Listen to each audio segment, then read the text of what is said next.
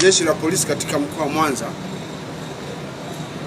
limewakamata na linaendelea kuwahoji jumla ya watu 23 kwa tuhuma za makosa ya uchochezi na kupanga njama za kufanya vurugu na uhalifu mwingine katika maeneo mbalimbali ya jiji la Mwanza. Watuhumiwa hao waliokamatwa, majina yao ni kama ifuatavyo. Wa kwanza anaitwa Deus Elias Masalago. Huyu ana umri wa miaka 41, ni mwalimu na mkazi wa mtaa wa Gedeli, wilaya ya Ilemela. Mwingine ni Fanuel John Lutema, miaka 35, mwinjilisti na mkazi wa mtaa wa Dr. Sheni, Igoma,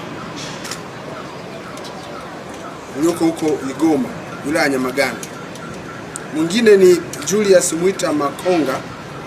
Huyu umri wake ni miaka 34, kazi yake ni mfanyabiashara na mkazi wa mtaa wa Ndofe, Igoma, huko wilaya ya Nyamagana. Mwingine ni Filipo Mtembeji Chipuruko, ana umri wa miaka 38, fundi ujenzi, pia ni mkazi wa mtaa wa Igoma Mashariki katika wilaya ya Nyamagana. Kazi yake nyingine pia, huyu ni shemasi wa kanisa la EAGT. Mwingine ni Emmanuel Anthony Wambura, miaka 32.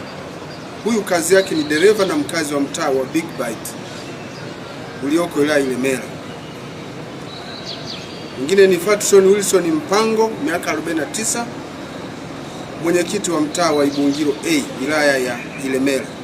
Watuhumiwa hawa walikamatwa kati ya tarehe 5 mwezi wa 7 mwaka huu na tarehe 7 mwezi wa 7 mwaka huu, yani jana. Ukamataji huo umetokana na doria zilizokuwa zikifanywa na askari wa jeshi la polisi katika maeneo mbalimbali na ufuatiliaji ulikuwa ukiendelea kufanyika katika mitandao mbalimbali ya kijamii. Jeshi la polisi linaendelea na taratibu za kisheria, ikiwepo kuwahoji kwa kina ili taratibu zitakapokuwa zimekamilika waweze kuchukuliwa hatua kulingana na tuhuma zinazowakabili. Uchochezi huo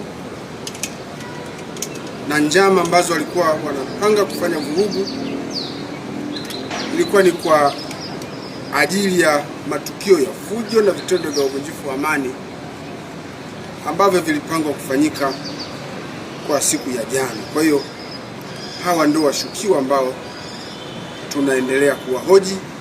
Idadi yao wako 23. Jeshi la polisi katika mkoa wa Mwanza linaendelea kusisitiza na kutoa wito kwa wananchi kutojihusisha kabisa na vitendo vya uvunjifu wa amani au kupanga njama za kufanya vitendo vya aina hiyo. Tunawakumbusha wananchi kuendelea kufuata sheria za nchi pasipo kulazimishwa. Na jeshi la polisi mkoa wa Mwanza limeendelea kuimarisha doria katika